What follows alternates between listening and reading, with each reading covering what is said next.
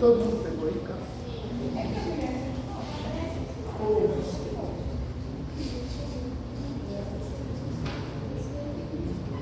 Olha só então.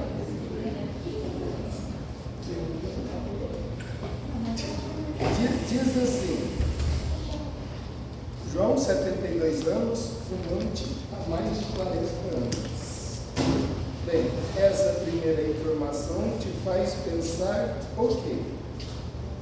Rebelde, fumante. E quando você está pensando em rebelde, você está pensando em duas possibilidades. Quais?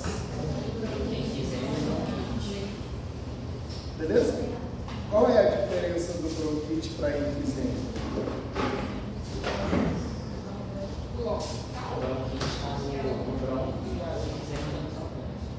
O bronquite está lá nos brônquios. E aí é uma inflamação, certo? E o enfisema? É destruição do parênquima, beleza? Fácil?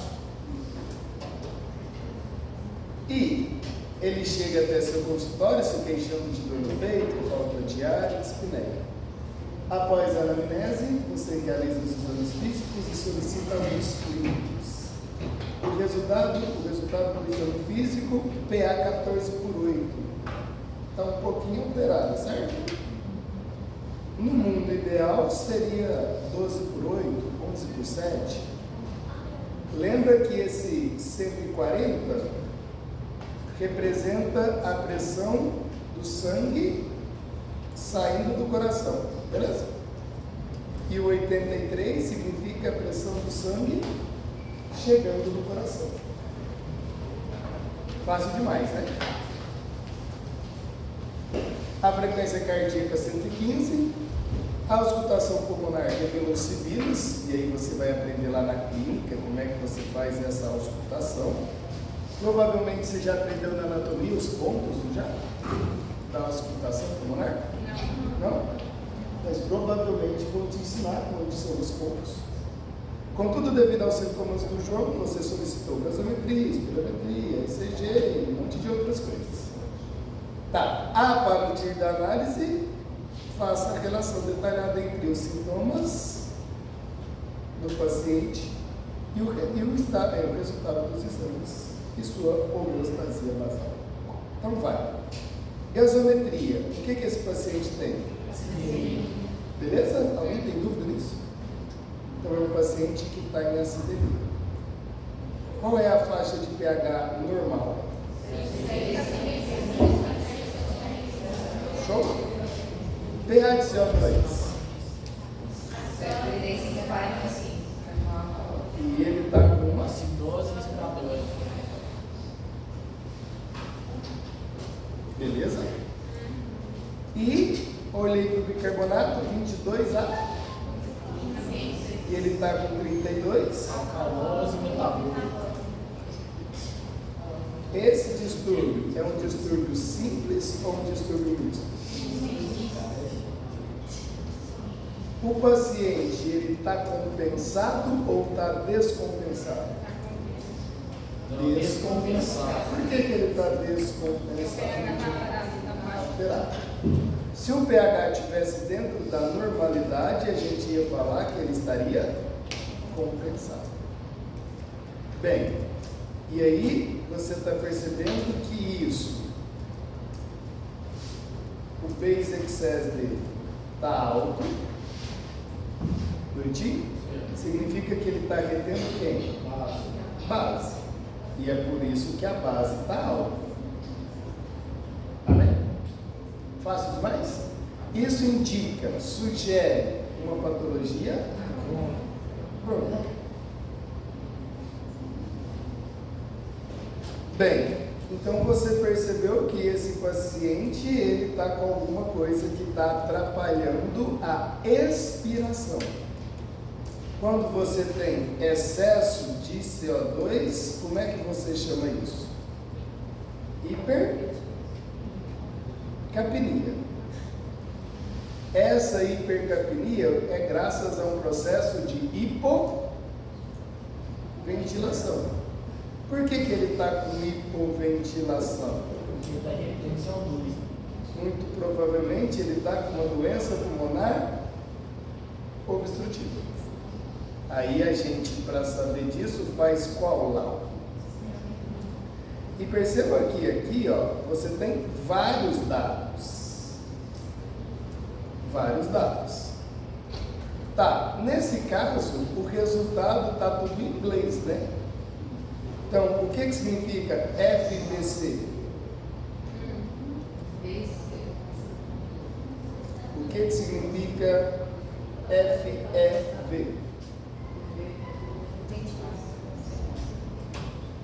CV é capacidade vital. Aqui a gente, esse F pode ser forçado ao final, tá bom? E o V é F, é o volume. Em qual segundo? E o que sempre você olha? A relação entre eles. O volume expirado forçado no primeiro segundo dividido pela capacidade vital. E aí você está pensando assim: o previsto seria 82,4%. Isso é o que a máquina falou que ele ia fazer. O que ele fez? 57. Significa que ele tem uma doença pulmonar obstrutiva. Aí a gente está pensando, será se é crônica ou não? Ou seja, será se é asma ou bronquite? O que a gente faz? Coloca o dilatador. Esse daí ficou 80. E agora o novo valor é quanto? 62. Melhorou? Mas essa melhora voltou para a normalidade? Então é asma ou bronquite? Bronquite. Se esse valor, que é o pós, tivesse em torno de 75, 80, significaria que melhorou, logo seria asma. Só que não foi isso que a gente observou. Claro que o broncodilatador melhora um pouco, lógico, mas não faz essa melhora ser significativa. O que significa esse valor aqui, ó? 69,9. Só pelo vezes você pode falar que é crônico ou é crônico? Não, só indica. Só indica.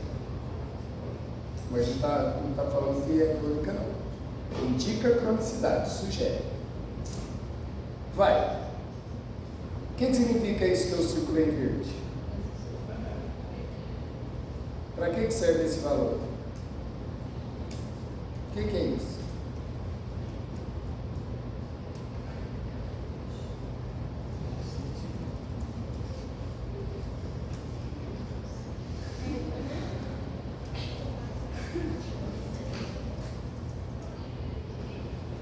É 57,6 dividido por 82,4. Então, esse valor aqui, ó, 69,9, é simplesmente você pegar isso e dividir isso. Da mesma sorte, isso é uma outra forma de avaliar, né? O que significa esse valor? É você pegar 62,3 dividir por 82,4. Significa que se esse valor tivesse 100%, significaria que esse 62,3 é igual a 82,4. Ou seja, o paciente teria melhorado. É outra forma de avaliar. Tá bom? Entendeu, galera? Então é só uma divisão simples. Então perceba que as duas coisas elas andam em conjunto. A gasometria indicou para a gente que esse paciente está retendo CO2, muito provavelmente foi graças a uma doença pulmonar obstrutiva. E a gente percebeu que foi uma doença pulmonar obstrutiva crônica, conhecida como bronquite ou enfisema. Como é que a gente vai separar bronquite de enfisema? Raio-X. Tem raio-X? Não tem raio-X. Se não tem raio-X, a gente vai supor as duas possibilidades. Muito provavelmente vai ser enfisema. Por que muito provavelmente vai ser enfisema? Ele fuma a vida inteira. Beleza? Mas a gente vai afirmar que ele tem enfisema? Porque a gente não fez o raio-X dele. Belezinha, queridos? Entendemos isso? Sim, senhor? E depois a gente vai lá para o ECG. Bem, nesse caso, esse ECG, ele está mostrando o que para a gente? Primeira coisa que você faz, que quadrante que esse cara está indo? O terceiro quadrante.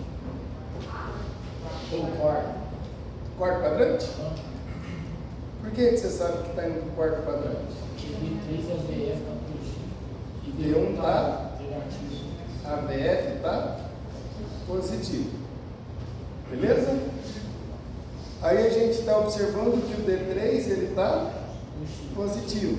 Então é como se ele estivesse saindo lá do nosso sinovial e indo para o quarto quadrante. Lembra lá da nossa rosinha dos ventos. Show? Depois disso, qual é a segunda coisa que a gente vê? Frequência cardíaca. Se o ritmo é sinusal e, consequentemente, a frequência cardíaca. Qual é a frequência cardíaca desse paciente? É aproximadamente 100 e qualquer coisa.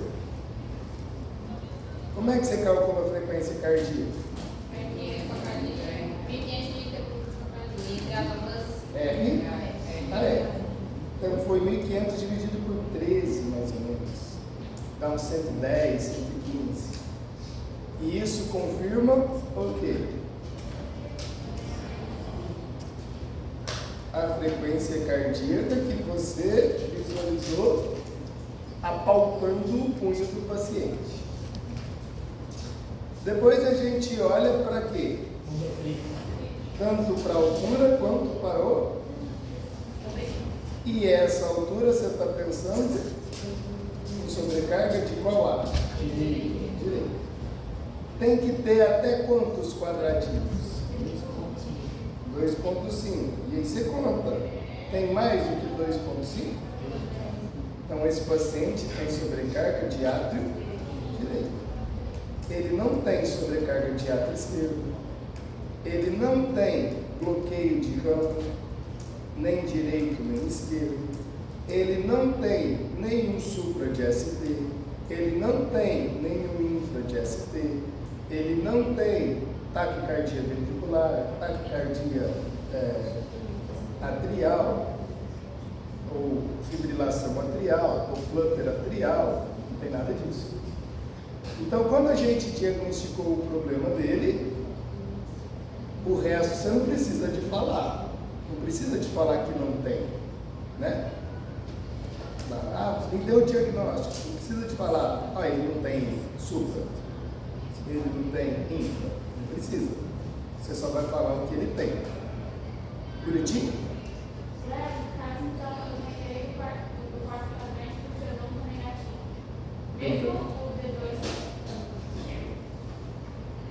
Porque na verdade está acontecendo essa ideia, né?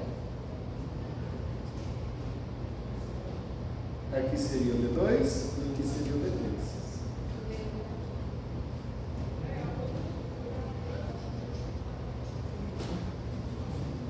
Então é como se ele estivesse passando pelo primeiro quadrante e indo para o quarto. Significa que ele está próximo a 90 graus. O ângulo. Professor, toda vez que tiver fácil, é negativo. A gente considera para facilitar a nossa vida. Básico. Tá bom? Mas o bifásico é o limite da condução do esqueleto, né? Tipo, dá pra falar que ele só vai até o D1, né? Tipo, ele não chega no D1 e nem passa dele, ele só é o limite, né? Entendi a frase. Tipo, é só pra baixo, do D1. D2, ABF, D3. Você está pensando na rosa dos ventos? Isso. Tipo, ele vem, chega ali no D2, entre o D2 e o D1. Quando chega no D1, ele não vai ter. Aí ele entorna para o ABF D3. Isso. É porque lembra que você tem vários ângulos. Eu não ensinei vocês a mexer com os ângulos, né? Mas lembra que D1 é 0, depois você tem 30, 60, 90, vários ângulos. Aí esse é o D2 e esse é o D3. E aqui é o ABF. Então é como se a eletricidade estivesse fazendo algo parecido com isso. Então está saindo do primeiro e indo para o quarto. Está tipo 90 graus. Bonito isso? Entendestes? Eu posso falar que a dor no leito é só sequência de sobrecarga. Provável? Ele vai sugerir isso, né? Que a sobrecarga é para o peito. Então, é uma indicação. Belezinha? E a gente associa isso ainda com o quê? Com o nosso exame clínico. Esse paciente, ele é o paciente que está hiperglicêmico. Se você já conhece a história desse paciente, você pode indicar que ele é diabético, porque se você já conhece a história dele. Se você não conhece, ele é hiperglicêmico ou ele está hiperglicêmico por um monte de fatores. Pode ser que ele comeu, pode ser que ele está com descarga adrenérgica, pode ser que ele está com descarga de cortisol, pode ser que ele está estressado, pode ser que ele, qualquer coisa, que ele está hiperglicêmico. Ou realmente ele é diabético. Tá, a insulina basal dele está dentro dos valores de normalidade. Isso me sugere que esse paciente não tem resistência insulínica, ele não tem, e ele não é diabetes tipo 1. Ele não é tipo 1. Significa que ele só pode ser diabético tipo 2, se isso for verdade. Se essa hiperglicemia realmente for algo corriqueiro, né? Tipo, algo que se repete. Se não for algo que se repete, ele só comeu alguma coisa mesmo. Show de bola, mesmo. Entendeu? E quando você olha os exames de LDL e HDL, LDL alto, HDL baixo indica o quê?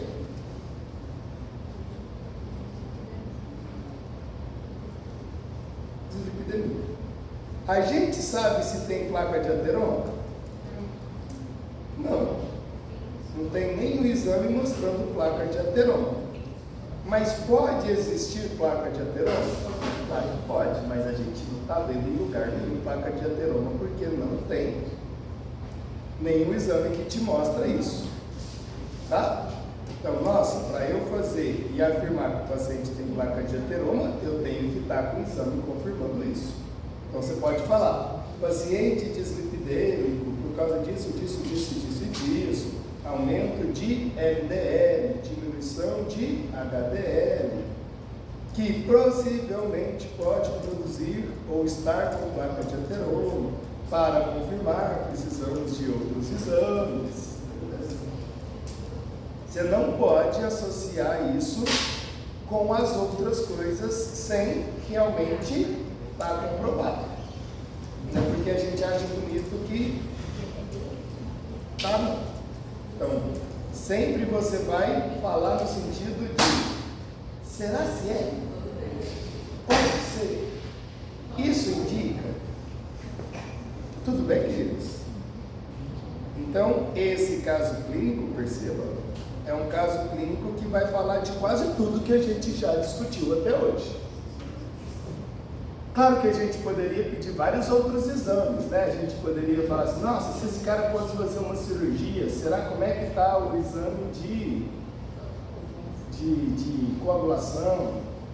Se esse cara está com risco de infarto, se esse cara já deu infarto, como é que está os marcadores de infarto? E a gente não teve aula de marcadores de infarto, né? Que é o que a gente vai fazer agora.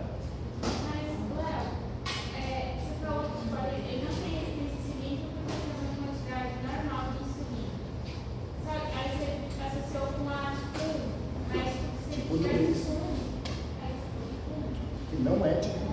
Não, não é tipo 1. Então, mas não teria que ser não tipo 2, porque no caso ele tem insulina, né? Tipo 1 não pararia de produzir insulina. Então, se ele tem insulina, não pode ser tipo 1.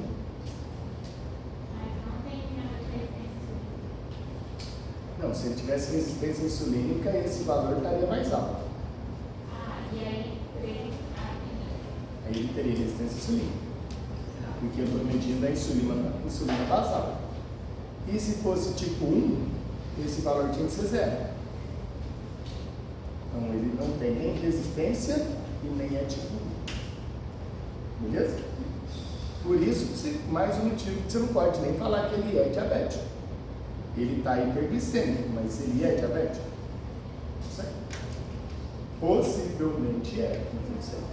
Aí, olha, mas como é que você vai fazer? Faz hemoglobina glicada. Se a hemoglobina glicada estiver alta, se estiver baixa, não é.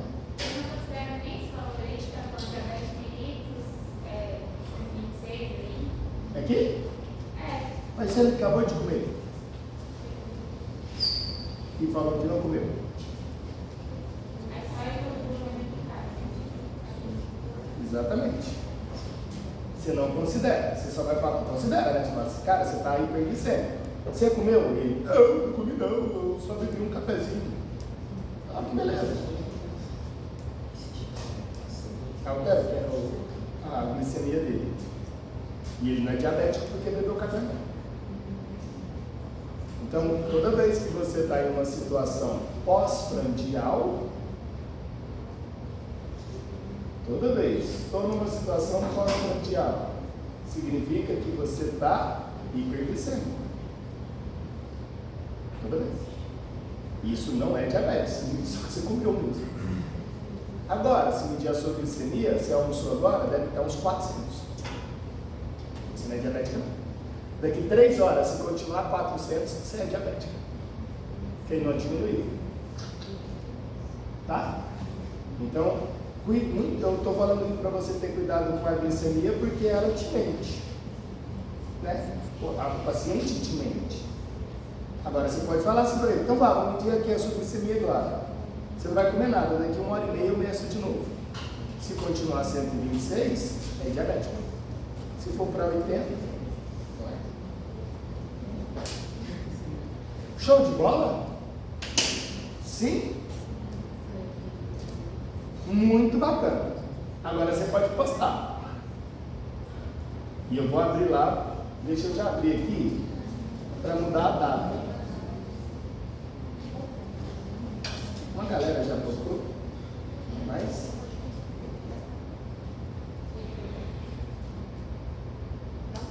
Só tem quase.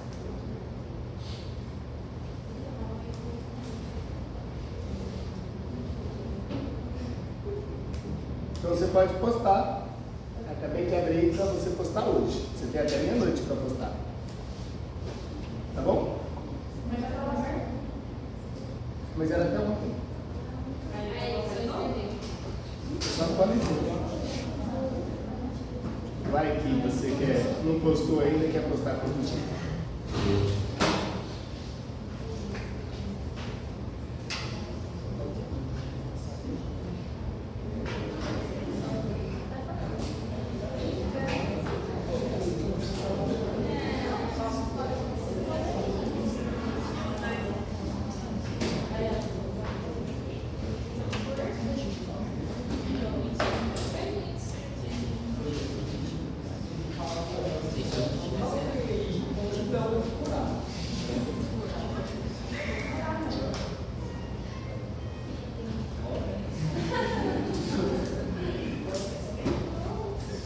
Pessoinhas, marcadores de lesão cardíaca.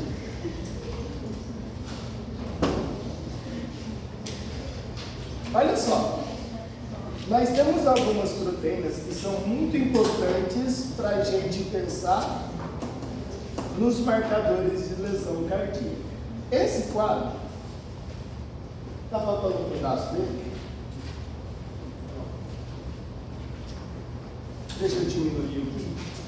Você não vai ler, tá? Você não vídeo.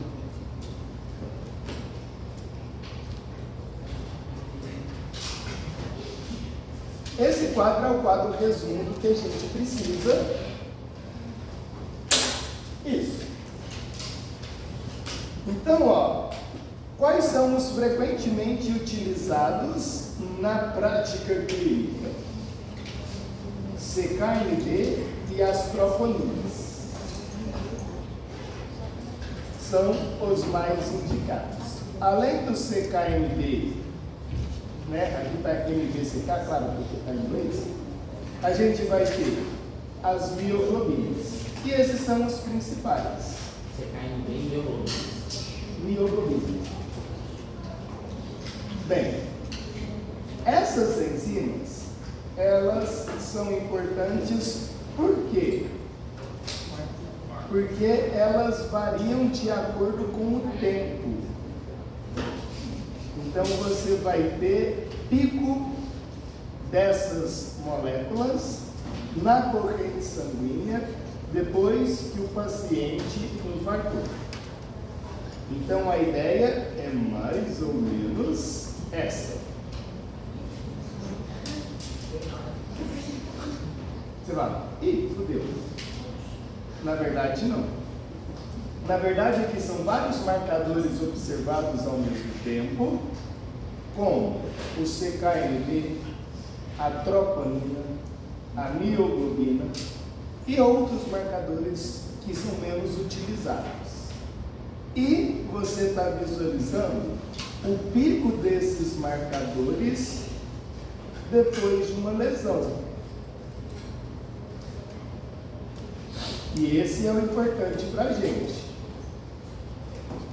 Então, por exemplo, se a pessoa tem uma dor anginosa seguida de infarto, de 3 a 6 horas depois dessa dor, você vai ter pico de quê? Mioglobina. Depois de 12 a 24 horas, você vai ter pico de quê? CKMB e de troponina. Por que isso é importante? Imagine que o cara infartou, ele está aqui correndo, essa é a barriga dele, e esse é os pezinhos dele, e os bracinhos, e é o cabelo correndo. E ele cai. Bem, aí a pessoa pensa, caralho, você teve infarto. Só que esse infarto, a gente, quando esse cara chega no hospital, aí você pergunta, quando que foi o infarto? Ué, não sei. Aí, que beleza. Você encontrou ele quando? Ah, tem tempo. Ah, que beleza. Aí você vai pedir o quê? Os marcadores de lesão. E aí você vai perceber, nossa, a mioglobina está muito alta. CKMB e troponina está baixo. Significa que o infarto aconteceu há 5 horas atrás. Não, mioglobina já está baixo e quem está alto é o CKMB e a troponina. Significa que o infarto aconteceu ontem.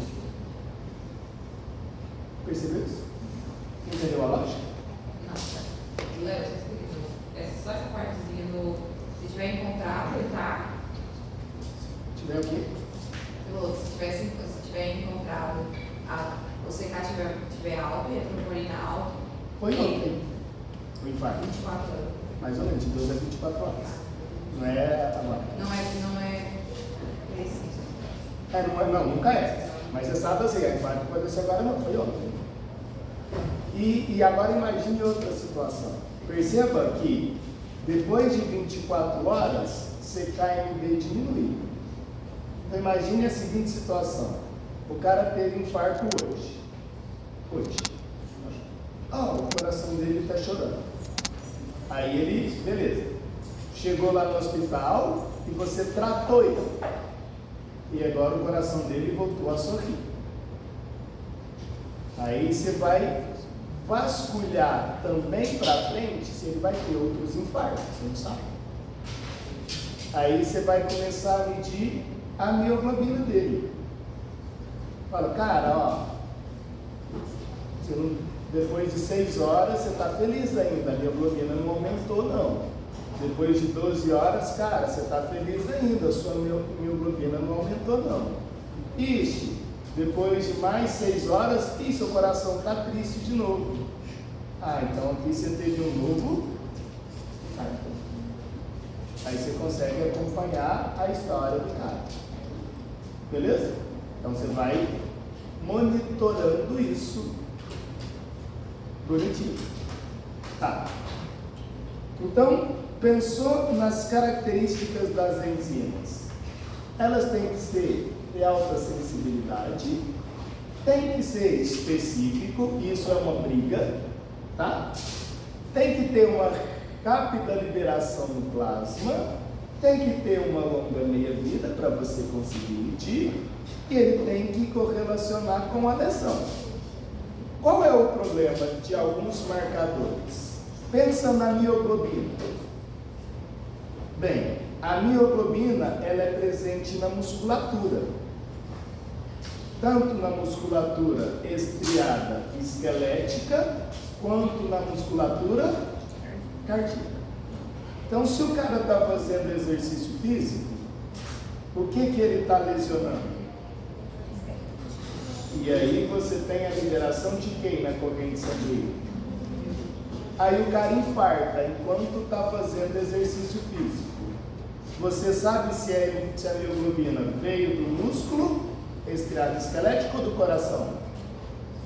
Não tem jeito de saber porque é a mesma proteína. Então a mioglobina ela não é específica para o coração se o paciente estiver tendo um infarto durante um exercício físico. Aí você não pode usar a mioglobina, porque você não sabe. E veio do músculo gastrocnêmio ou veio do músculo cardíaco? Não sei. Aí você tem que usar outro. Agora, se o paciente está lá no hospital, acamado, ele não está tendo degradação de musculatura porque ele está em repouso. Se ele não está degradando a musculatura, eu posso usar a mioglobina? Pode. Porque provavelmente ela está vindo somente do coração. Beleza? Quando a gente pensa, então, isso vai servir para mioglobina e vai também servir para lactato desidrogenase.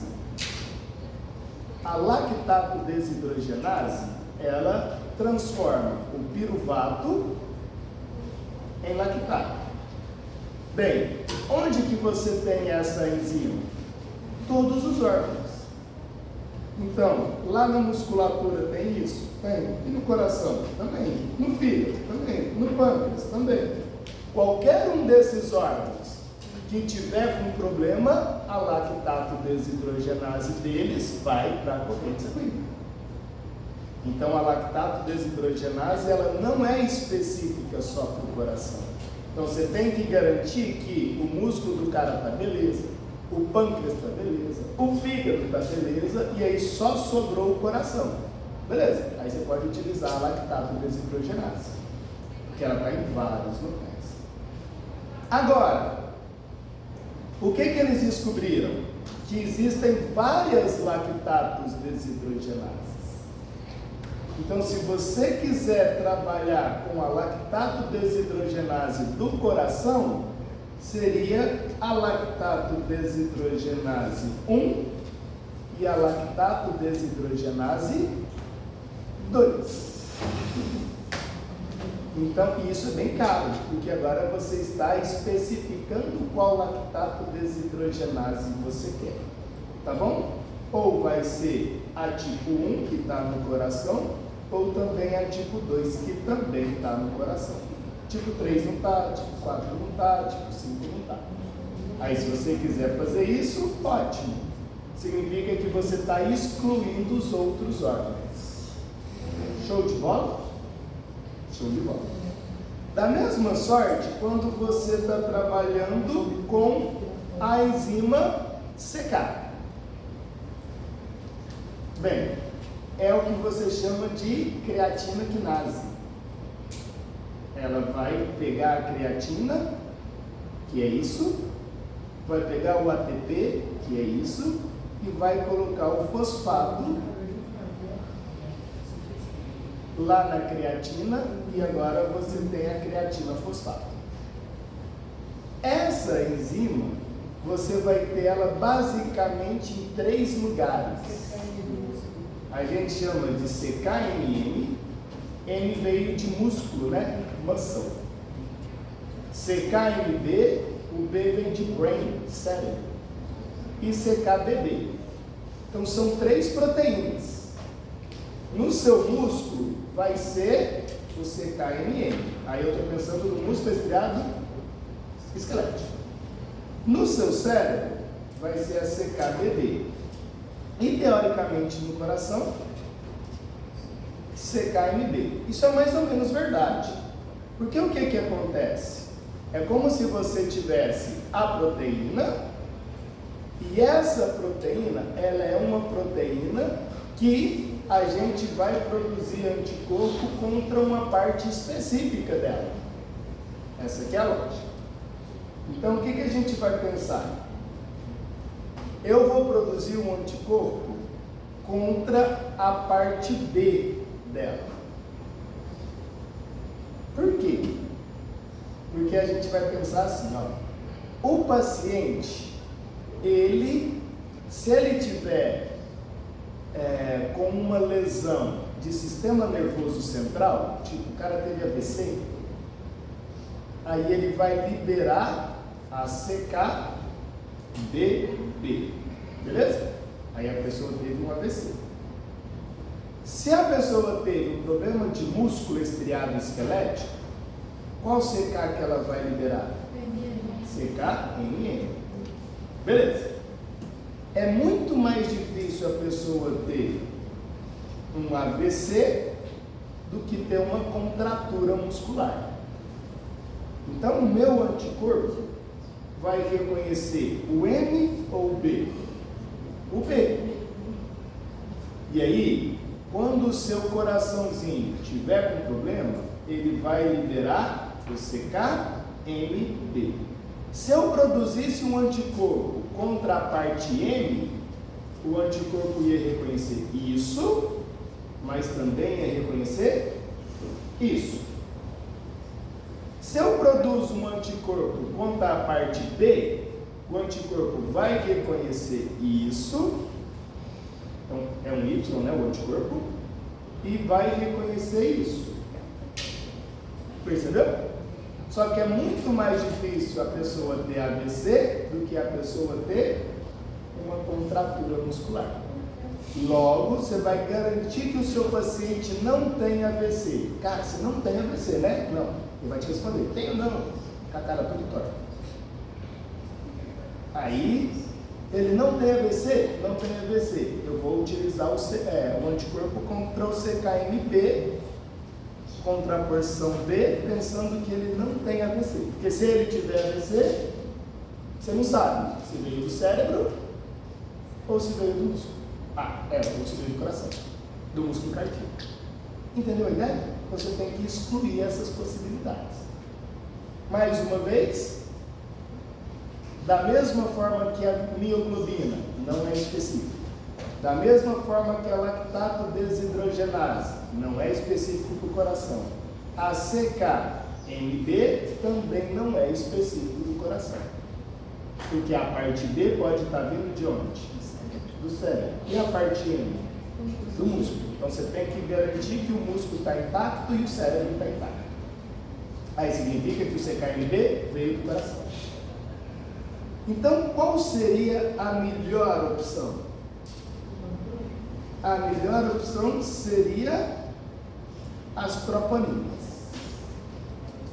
Essa seria a melhor opção. Lembra que as troponinas, elas envolvem quem, gente? Ela envolve o filamento de actina. E você tem quantas troponinas? Você tem 3 troponinas. A troponina T, a troponina I e a troponina C. Uma das 3 é o marcador de lesão cardíaca. Não é as 3. A minha pergunta para você é: qual das 3 é? A troponina T, a I ou a C? B. Não, isso é chute ou? Não falo para nós. Falou para vocês? Falou para mim. Faz aí, pesquisa aí no Google. A C é de músculo, a C é do coração. Não.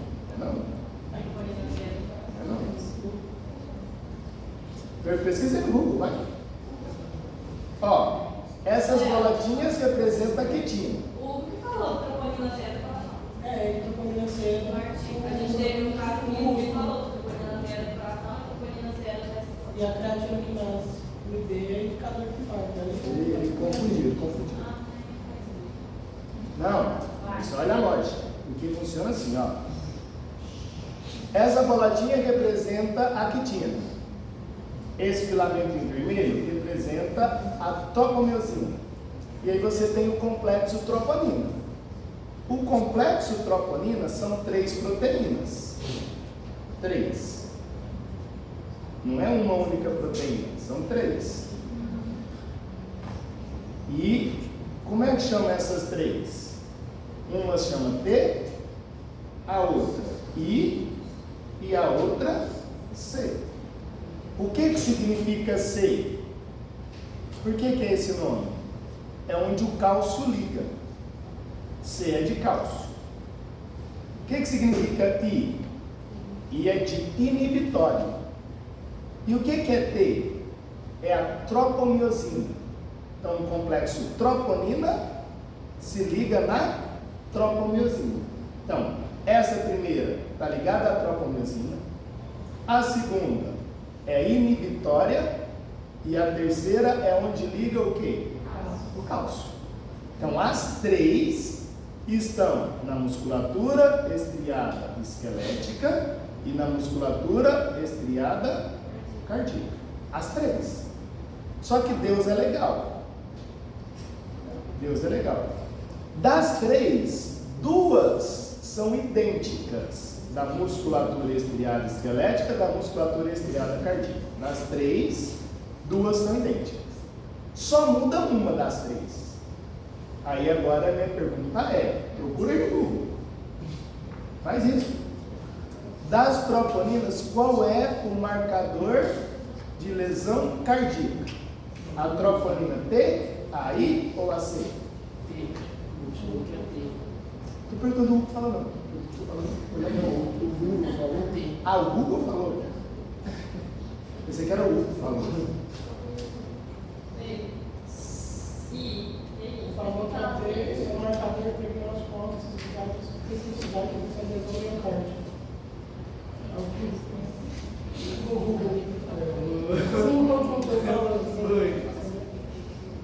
É um marcador cardio específico com elevada sensibilidade para lesões do miocárdio,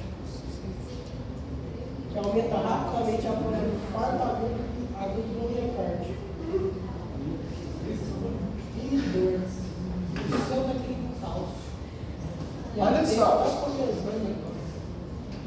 Então, o que você vai perceber? Ó? Olha nessa tabelinha.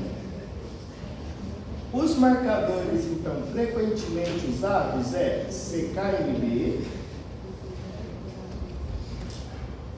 troponina I e troponina T. É as duas, I e T. Sendo que a mais melhor de boa é a troponina I, de inibitório. Mas você pode usar T? Pode. Pode usar I? Pode. Pode usar C? Não. A T e a I pode, mas a melhor das duas é a I, de inibitório. O gene que produz essa proteína no músculo é diferente do gene que produz essa proteína no coração. Significa que a proteína tem a mesma função, mas ela tem moléculas, assim, estrutura diferente. Embora faça a mesma função, que é inibitória. Então, a mioglobina, CKMB e a troponina I, poderia ser a T, mas a melhor entre T e I é a I, elas são os principais marcadores. E aí o que você vai, essa lógica que você tem que lembrar. Tipo, a mioglobina, depois que você teve um infarto, ela vai aumentar depois de quantas horas? De 6 a 12. Nossa, nas primeiras 6 horas eu tenho um pico dela. Ah, que beleza, seu infarto aconteceu tem 3 horas, 4 horas. Não. Hã? É, mas cada laboratório vai te dar uma variação diferente. Escrito nisso, e é verdade. Então, nossa, então, esse aqui é o pico máximo dela, né? Ah, interessante. Aí no CKMB, é a mesma ideia lá. E lá no outro estava diferente, né? Mas, nossa, de 12 até 24 horas você tem pico dela. E a troponina I? De 12 a 24 a 48 horas. Então é como se a gente estivesse pensando assim. Primeiro a mioglobina, depois CKMB, depois troponina I. Então, mioglobina, CKMB, troponina I. E aí, para você não ter dúvida, só troponina. Qual que é a diferença da troponina T do coração? Então, aí são os anticorpos que eles produziram. Elas são iguais. Mas aí o anticorpo que foi produzido vai marcar regiões diferentes da proteína. Elas são geneticamente e morfologicamente iguais. A troponina. Só que o anticorpo que foi produzido é diferente. Aí tem aquela mesma lógica. Você vai partir do princípio que a pessoa não está tendo problema de musculatura estriada esquelética. Ele só está tendo um problema de musculatura cardíaca. A partir desse pressuposto. Entendeu aqui a ideia, queridos? Tem alguma coisa ou genética ou não que impede que uma das 3 atinja o objetivo? Eu nunca vi. Porque essas proteínas, elas são proteínas constitutivas. Tipo, ela está em todo mundo. Eu nunca vi, porque senão se você não tiver, por exemplo, a CKMB, você não produz fosfocreatina. Eu nunca vi falar isso. Se você não tiver mioglobina, você não retém o oxigênio dentro da musculatura. E aqui tem uma coisa importante, galera. Por que você acha que a que demora mais para sair na corrente sanguínea é a troponina? A reação de inibição mais estimulada. Porque ela está ligada ao complexo tropomiosina. E a mioglobina, como é que ela está? Livre no citoplasma. Então, quando você rompe a célula, primeiro sai a que está livre no citoplasma. Por isso que o tempo dela é mais curto. Aparece primeiro. E aí depois a CKMB ela é uma molécula também que fica perto do retículo endoplasmático, é uma molécula mais difícil de sair, então ela demora mais um bocadinho. E a última é porque ela está ligada literalmente ao complexo tropomiosina. Aí demora mais tempo para ser liberada. Bem, então perceba, ó, preciso disso para vocês, ó. Pensei no marcador de infarto. Você está pensando em mioglobina, CKMB e a troponina, beleza? Pensei em marcador de coagulação. Tempo de protrombina, tromboplastina parcial ativada e o fator 8. Pensei agora, ainda como marcador de coagulação, se essa coagulação ela está bonitinha, não sei o que, antitrombina. Agora estou pensando que o coágulo está sendo destruído. Plasmina e dímero D. Então, isso é pensar no processo de coagulação, isso é pensar se esse coágulo está crescendo muito ou não, e isso é pensar se esse coágulo está sendo destruído ou não. E aqui é pensar se você está tendo infarto ou não. Coração sangrou. Primeiro apareceu mioglobina, depois apareceu CKMB, depois apareceu troponina. Então, a mioglobina e o CKMB, você tem que garantir que esse paciente não teve lesão muscular.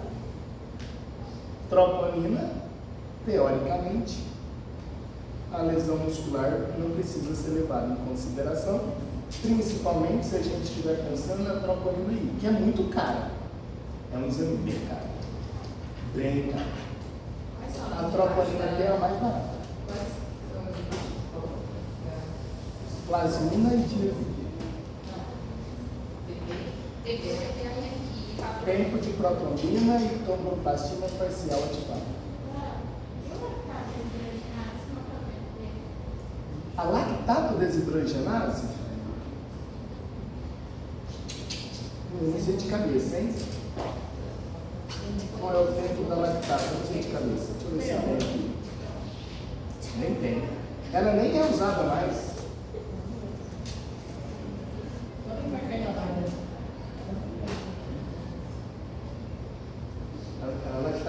Porque ela é tão inespecífica que a galera nem usa, só se você não tiver outra opção. Mas eu nem tenho o tempo dela. Não sei. Não sei te falar. Deixa eu ver se eu tenho aqui.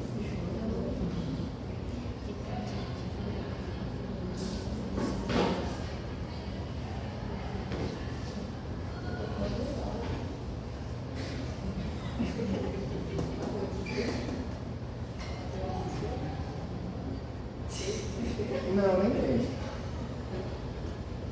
Mas olha esse gráfico, queridos. Ó, o cara teve um infarto, 6 horas depois você está tendo um pico que dura até 18 horas. Aí começa a diminuir. Nossa, tá grandão esse pico.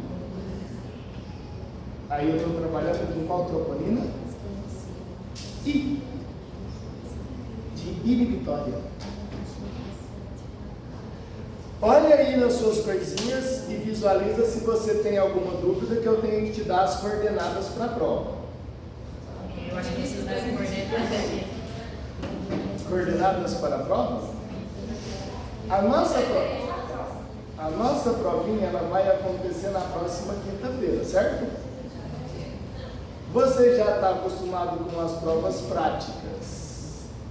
A nossa vai ser um bocadinho diferente. Como é que a gente vai fazer a nossa provinha? Eu vou desenhar aqui para você entender. Essa vai ser a primeira estação na sala. Essa vai ser a segunda. Você não fala, não brigar comigo. Essa vai ser a terceira. Essa vai ser a quarta. E essa vai ser a quinta. Vai estar torto? Vai entrar só 5 pessoas. Aí, viu? Já tá brigando comigo. Você nem esperou falar. Já tá brigando. Calma. Vai ter questão da Rosana? Calma. Vai, eu já tô. Professor Léo? Vai, você fala com ela. Aí, ó. Vai ter um computador aqui maravilhoso. Outro computador aqui. Outro computador aqui. Outro computador aqui. Outro computador aqui. E esse é você. E na sua mão vai estar um tablet. Anda comigo.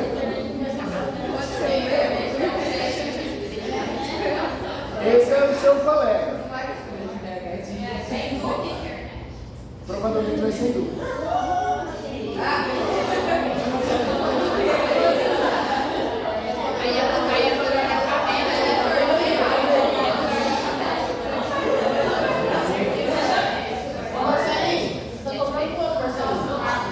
Aí, pessoas.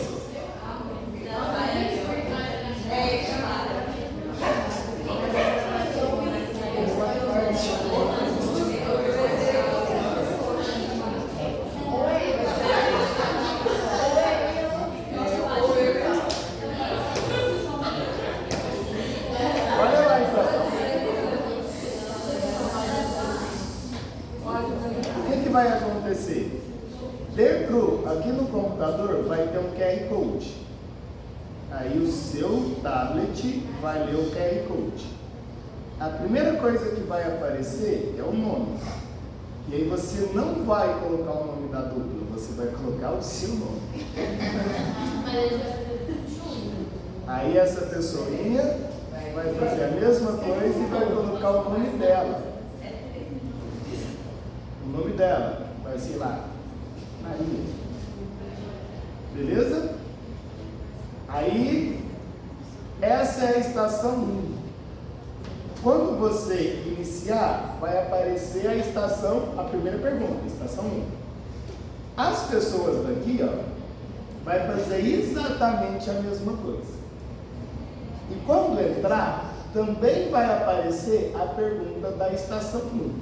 Claro, aí você vai passar para frente, até chegar em qual pergunta? O que está no 3 vai passar para frente a prova até chegar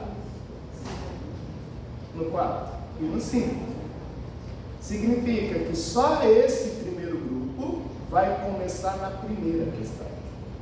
O segundo grupo vai começar na segunda, na terceira, na quarta, na quinta questão. Cada prova, cada questão é letra A e letra B. Tudo bem? Perceba, olha só. Se você estiver na questão 2 e responder na 1, você acaba de errar a 1. E não tem jeito de corrigir. Tá bom? Uma vez que você viu a questão, não tem como você voltar e falar, ah, quero reescrever. Não tem jeito. Então você só tem essa chance.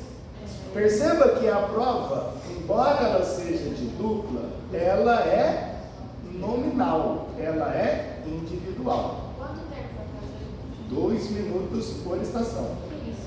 E assim, um pode conversar com o outro, não. Pode Então, isso é extremamente importante. Ó, vamos devagar. Aí a pessoa vai fazer assim, ó. Nossa, minha primeira questão eu acho que é, sei lá, supra de ST. E essa pessoa pensou, não, sei lá, infra de ST.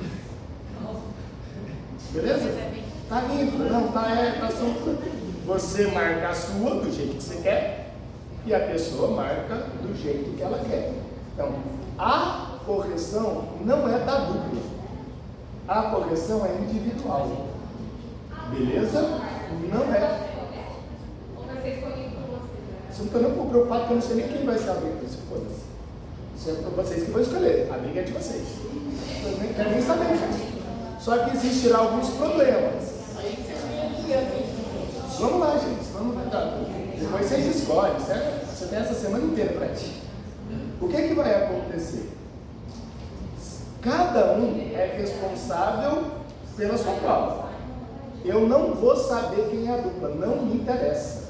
O que significa? Na correção da prova, se um acertar, o outro errar, não tem nada a ver.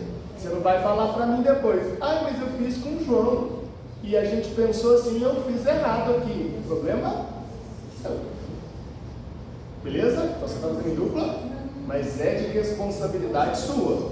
Por que eu estou falando isso? Porque já aconteceu mais de uma vez da pessoa estar na estação 3 e responder a 3 na 1. Perdão. Você acaba de zerar 1. Léo, mas não tem jeito. Não tem, estou falando 10 vezes. Não tem jeito de consertar. Não tem. No tablet não tem a opção de Não apagar. vai ter. Fez, enviou, fudeu. Riu ou chorou. Não tem mais o que votar. E se rasurar? É digitado, né, gente? Nossa, mas digitar dá mais de 2 minutos, né? Você manda mensagem igual o demônio agora? No meu, Tudo igual. Não tem, as coisas serão muito fáceis. Beleza. Aí o que vai acontecer então? Depois disso. Então você vai chegar na sala, 10 pessoas, né, 5 estações. Significa que a prova vai durar aproximadamente de 10 a 12 minutos. Por que eu estou colocando 12 minutos? Porque vai ser o tempo de você chegar, se conectar, colocar o seu nome, todo mundo está ok, vamos começar? Recebeu? Leu a questãozinha, que vai estar lá no computador? Quanto tempo? Deu a sua resposta. Então, o tempo total da prova vai ser de 10 a 12 minutos. Isso em média. Essa sala aqui tem aproximadamente 80 alunos. Significa que a gente vai ter 8 rodadas.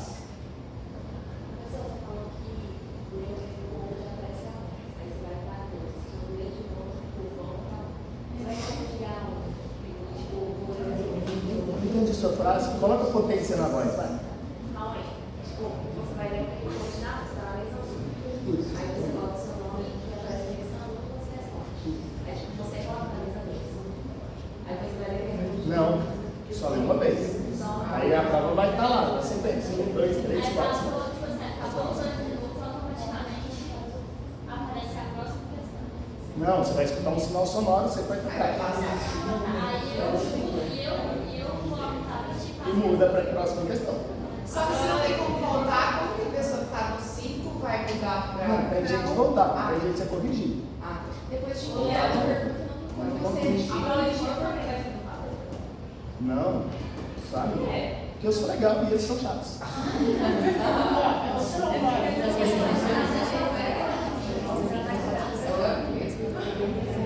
Entendeu? não vai ter internet não. Não vai ter internet, porque tudo é lá, porque você não usa o tato. Então, mas para não ser Aí acontece o seguinte, você pode conversar com o coleguinha do lado? Claro que pode. Só que se o coleguinha entrar aqui e te escutar, eu te dou 0. Entendeu? Combinado com ele. Então. Entendeu? Né? Vou fazer mímicas. Eu estarei lá. Então, tipo assim, o coleguinha do lado, ele só servirá para você no sentido de tirar uma dúvida pontual. Fala, cara, isso aí, vamos tudo, né? E se escrever na questão assim, essa aqui é a interrogação, vou pagar depois? Não. Uma vez que você enviou, tipo assim, fez a questão. Não, mas antes de enviar. Não, então, mas cada questão que você faz, você vai colocar o sente. Você envia por questão. Eu digo assim, eu estou respondendo a questão 3. Aí eu escrevo, eu posso apagar na hora que eu apresentar. Então, mas que você matou, isso aqui é fonte legal, eu posso para ele. Eu ia falar assim, ferrar. Aí não é sério, aí não é sério. Mas aí ela querer, eu também quero as respostas. Ela querer, eu também quero as respostas. Mas só uma, né? Vocês entenderam então, queridos? Sim. Obrigatoriamente vai ter o uso do jaleco, porque a gente vai fazer aqui na sala de Marco 2 e 3. De Marco 2 e 3. Ah, eu esqueci o jaleco. Que pena, tirou 0. Não é culpa minha, não precisa de jaleco para fazer a prova? Claro que não. Precisa de jaleco para entrar na sala. Então a culpa não é minha, sabe? Eu conversei com o Fernando, ele falou que não vai, a coordenação pediu para não autorizar a entrada de pessoas naquela sala sem uso de jaleco, beleza? Então a gente tem que usar jaleco. Em cima das mesas vão ter computadores, certo? Isso. Aí vai estar lá em casa, visando. No computador. E a pergunta? Vai estar no tablet. Por que não está tudo no tablet? Pra gente não Porque precisar eu- falar de medo. Hã? A gente não precisa ficar estudando. Porque na verdade a tela do computador vai ser maior, porque senão você não vai conseguir avaliar o que precisa avaliar. É muito petitinho o tablet. Quem vai ser na sala prática mesmo? Hã? Quem vai ser na sala prática? Léo, por que não pode, por exemplo, assim, colocar, entrar um por um, só que indo mesmo em fila, tipo, caladinho, no começo faz todo mundo que vai indo, vai indo, vai indo. Não poder, pode, só demora mais. Nossa, esse trem não já Poderia. Mas poderia. duplo, vai pegar duplo, só que Poderia. Mas só que olha o grilo, gente. Tem os alguns grilos. Porque eu não sei com quem que você vai fazer. E juro que eu não estou nem um pouco preocupado com isso. Contudo, se fosse, por exemplo, individual, iria ser em ordem alfabética. nossa, Tá bom? Como não é individual, é em dupla, não tem jeito de fazer em ordem alfabética. Vocês vão se organizar, porque o primeiro grupo vai demorar 10 minutos, o último grupo vai demorar 2 horas. Então, a briga é de vocês. Léo, e outra coisa, eu acho que vai ter que fazer sorteio, porque isso sempre dá briga para o prático. Então, mas aí é com vocês. Vai ser essa a ideia, não vai ser dividida em B, né? Não vai ser dividida. Aí vai ter que fazer aí a pessoa está prevalece e colocar para esse Não, dá certo. Porque ele é maldade. Porque vai, o cara é feio e ele vai na frente. Por que na ordem alfabética?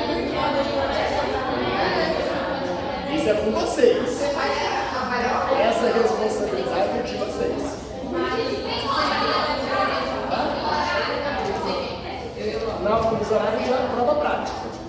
De aula prática.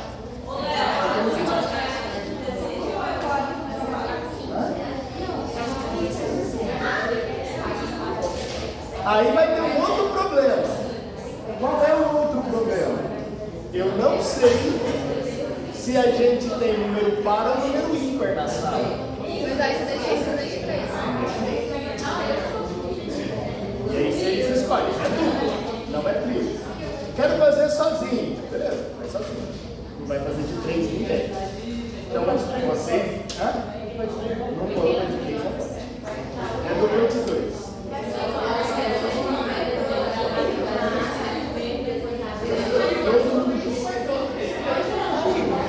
Vai fazer a sua dupla, vai fazer de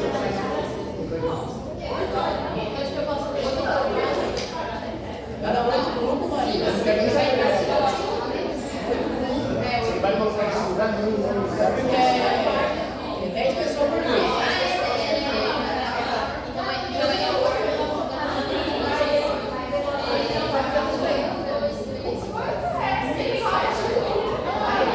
Mas vai dar certo.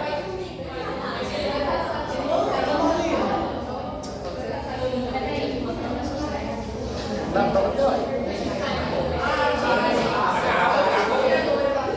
Peraí, mas eu não tenho mais. Aí, Tá bom.